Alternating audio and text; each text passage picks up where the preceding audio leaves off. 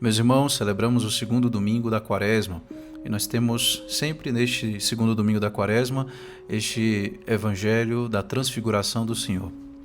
Eu acredito que todos nós, espero que você já tenha tido, eu pelo menos já tive algumas vezes, um desses momentos extraordinários, sabe? Onde parece que a eternidade toca o nosso tempo presente. Momentos extraordinários onde você tem uma experiência de Deus tão forte que você tem a plena convicção: Deus falou comigo, eu estive na presença de Deus. É claro que nós temos os sacramentos como sinais objetivos ali da presença de Deus, da graça de Deus, mas a experiência de... eu não gosto tanto desse verbo, mas é o caso de usarmos aqui, né? A experiência de sentir de fato a presença de Deus, a ação de Deus em algo, a graça dele agindo, né? Ou a experiência de saber que ele de fato falou comigo, né? Momentos extraordinários assim marcam a nossa vida, né? Eu tinha uma certa expectativa, sabe, com a minha ordenação. Antes de ser ordenado sacerdote, eu pensava assim, bem, na minha primeira missa, com certeza eu vou sentir algo diferente. É minha primeira missa, a primeira vez que eu vou consagrar o Santíssimo, o Santíssimo Sacramento. A primeira vez que eu direi aquelas palavras para a consagração. Na minha primeira missa, com certeza, Deus, Nosso Senhor, vai me conceder algo assim, extraordinário. Eu pensava isso, eu tinha essa expectativa, né? E aí, a primeira missa foi no dia 15 de agosto de 2020, dia da Anunciação de Nossa Senhora. Uma missa com grande solenidade. E começou a missa, né? E eu não senti nada de diferente a não ser o nervosismo da primeira missa, né? E eu pensava assim, não, mas vai ser com certeza vai ser na consagração. Quando eu disser as palavras da consagração, eu vou sentir algo diferente, né? Enfim, chegou o momento da consagração e eu disse as palavras da consagração, ou seja, consagrei ali o corpo de Nosso Senhor Jesus Cristo, o sangue, enfim. E não senti nada, absolutamente nada, nada de diferente, né? Parecia tudo normal, é claro, a não ser o nervosismo da primeira vez de estar ali consagrando, mas além disso, nada de diferente, nada de muito especial. E aí o interessante é que uns 3 meses depois, sabe, ali mais ou menos em outubro, em uma missa de semana, tempo comum, uma missa na hora do almoço, sem música, sem nada, muito sóbria, eu tive a experiência que eu tanto gostaria de ter tido na minha primeira missa, né? Essas coisas acontecem quando Deus quer, no tempo dele, segundo o desígnio da providência dele também, né? E claro, também de acordo com as nossas disposições para isso, né? Mas eu tive essa experiência, sabe? Quando aquelas palavras da consagração me disseram algo que é difícil de expressar, por exemplo, nessa homilia. Mas aquelas palavras falaram ao meu coração, falaram comigo, entende? Já tive outras experiências como essas quando estava no seminário. Eu me recordo de uma vez que eu acordei com um versículo na minha mente, um versículo de Jeremias. Eu estava passando por uma espécie de crise, Enfim, seminaristas passam por crises, viu? De vez em quando a gente pensa em deixar o seminário, E eu lembro, que eu acordei com esse versículo na minha mente, Um versículo de Jeremias, das confissões de Jeremias. Se tu te convertes, eu te faço retornar. Se tu separas o que é vil do precioso, tu serás como a minha boca. Tu serás como uma cidade fortificada. Eles voltarão a ti, mas tu não voltarás a eles. Enfim, essa palavra naquele dia, naquele momento, falou ao meu coração de um modo como ela nunca falou, nunca tinha dito, nunca tinha falado antes, sabe? São momentos extraordinários como esses, meus irmãos, que marcam a nossa vida e que Deus nos concede para que nós sejamos fortalecidos na fé. Momentos extraordinários, depois dessa longa introdução, tudo isso para dizer que a transfiguração do Senhor foi esse momento extraordinário para os apóstolos. Claro, muito mais extraordinário do que esses aqui que eu citei, Mas momentos onde se tem uma experiência do sobrenatural. E de tal maneira que ninguém pode tirar a nossa convicção disso. Eu sei que isso aconteceu, eu sei que o Senhor falou comigo. Essa experiência que São Pedro e os apóstolos João e Tiago tiveram no Monte Tabor, ela se faz necessária na vida de todos nós, né? Nós precisamos ver em algum momento da nossa vida o Cristo transfigurado, o Cristo que vem e ilumina toda a nossa existência e nos dá uma felicidade que nós não podemos experimentar de nenhuma outra forma. Nós precisamos dessa experiência no Monte Tabor, no Monte da Transfiguração, porque sim, depois nós teremos que descer desse monte e depois subir o Monte da Desfiguração, o Monte Calvário, né? Como é dito pelo profeta Isaías, ele nem parecia um homem, tão desfigurado estava. Nos dois montes, Deus se encontra, Deus está. E se Deus nos permite esses momentos extraordinários de transfiguração, onde Ele realmente nos enche de uma alegria que é quase indescritível, Ele também permite momentos de calvário, de dor, de sofrimento, onde nós vamos precisar reconhecê-lo apesar da desfiguração do momento, né? Apesar de tanta dor, de tanto sofrimento. Vai chegar o momento do Calvário e nós precisamos recordar quem Ele é, recordar quem é Jesus, né? O bom ladrão no Calvário reconheceu Cristo desfigurado. Para mim, o bom ladrão sempre foi uma figura assim que me surpreende, sabe? Sempre me surpreendeu o bom ladrão. Reconhecer Jesus como Rei, como Deus. Lembra-te de mim quando entrares no teu reino. Reconhecer o Cristo ali, tão desfigurado, né? Tão, enfim, flagelado, né? Zombado pelos outros. Enfim, reconhecer o Cristo dessa maneira, sabe? É preciso, de fato, muita fé. Nós precisamos reconhecer o Cristo desfigurado nos nossos irmãos, às vezes aqueles mais difíceis que a gente tem que conviver, né? Mas também nos irmãos de rua, né? Recordando sempre Mateus 25, onde o Senhor diz: tive fome e me deste de comer, tive sede e me deste de beber, estava nu e me vestistes, era prisioneiro e foste me visitar, né? Essa obra de misericórdia ela é pouco falada e pouco praticada, eu acredito, sabe? Era prisioneiro e foste me visitar, né? Era estrangeiro e me recebestes em casa. Enfim, meus irmãos, subamos sim ao Monte Tabor para ver o Cristo transfigurado. E nós subimos ao Monte Tabor através da oração. É na oração que Deus se manifesta a nós, sabe?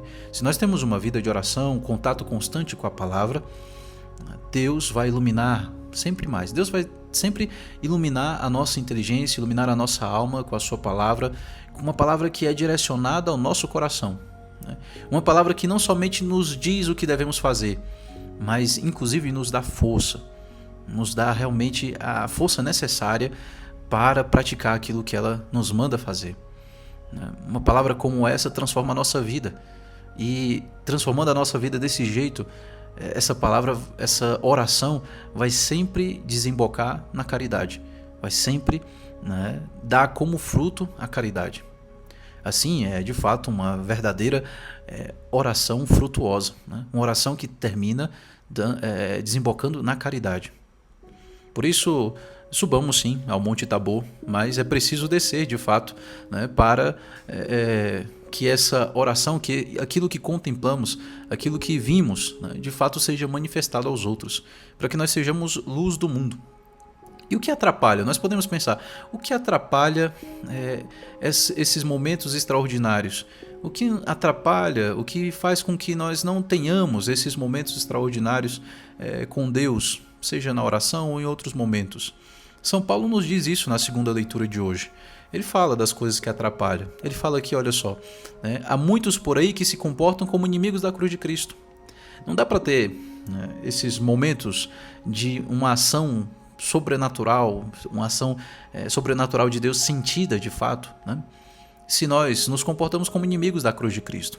E aí São Paulo alerta, olha só, o fim deles é a perdição, o Deus deles é o estômago, a glória deles está no que é vergonhoso, e só pensam nas coisas terrenas. Nós, porém, somos cidadãos do céu, de lá aguardamos o nosso Salvador, o Senhor Jesus Cristo. Ele transformará o nosso corpo humilhado e o tornará semelhante ao seu corpo glorioso. Olha só, a glória deles está no que é vergonhoso, né? E só pensam nas coisas terrenas. Nós temos aqui, o Deus deles é o estômago. Essas três frases, de certa maneira, representam aqui as concupiscências, né? O Deus deles é o estômago. Rapidamente nós pensamos na concupiscência da carne, na gula, né? Que como consequência chama a preguiça e a luxúria. A glória deles está no que é vergonhoso. Ou seja, quando você pensa numa glória vã, o que você pensa? Soberba, vaidade, né? E só pensam nas coisas terrenas, ou seja, o pensamento que é de certa forma a visão da inteligência, né, está aqui tão somente voltado para as coisas terrenas. Então, mais uma vez, nós temos aqui a concupiscência dos olhos, né, onde a pessoa, né, só pensa em bens materiais, às vezes dos outros inclusive. Então, olha só, o que atrapalha, o que nos atrapalha a termos mais experiências de Deus como essas, que nos transformam, que mudam a nossa vida. As três concupiscências: quando o nosso Deus é o estômago, quando a nossa glória está naquilo que é vergonhoso, né? E quando nós só pensamos nas coisas desse mundo. Aí fica difícil, porque se estamos nessa condição, nós estamos como que dormindo, como São Pedro aqui no Evangelho, né? Eles estavam ali como que dormindo. Dormir na Sagrada Escritura nunca é uma coisa muito boa, sabe? Dormir significa uma espécie de desatenção espiritual. E o que nos acorda de fato é a oração. Então, na oração nós abrimos os olhos da nossa alma, a nossa inteligência, né, para enxergar aquilo que Deus quer mostrar para nós. Uma vez que nós enxergamos, né, que nós contemplamos a sua face, nós vemos a sua luz, nós então vamos criando essa convicção profunda que nos permite enfrentar os momentos mais difíceis da nossa vida. O Salmo de hoje então resume, né, tudo aquilo que falamos. O Senhor é minha luz e salvação. De quem eu terei medo? O Senhor é a proteção da minha vida. Perante quem eu tremerei? Então, primeiro essa convicção de que o Senhor é minha luz, de que o Senhor é minha salvação. E eu crio essa convicção uma vez que eu subo no Monte Tabor para ver o Cristo transfigurado, através da oração. Eu sei que o Senhor é a proteção da minha vida. Mas aí eu desço e aí eu preciso, às vezes, enfrentar o momento do Monte Calvário, do Monte da Desfiguração. E aí eu tenho que apelar para Deus. Ó Senhor, ouvi a voz do meu apelo, atendei por compaixão. O que nós temos no Monte Calvário? Nós temos o Cristo gritando: meu Deus, por que me abandonastes? Diante do aparente abandono de Deus. Quantas pessoas, depois de um tempo de caminhada, né, se sentem às vezes um pouco como que abandonadas por Deus, né? Mas é apenas um sentimento. Deus não abandonou de fato, né? Deus não abandonou de fato. Acontece que a pessoa parou de sentir as consolações. E Deus, ele tira as consolações depois de um tempo, para que a pessoa persevere na fé.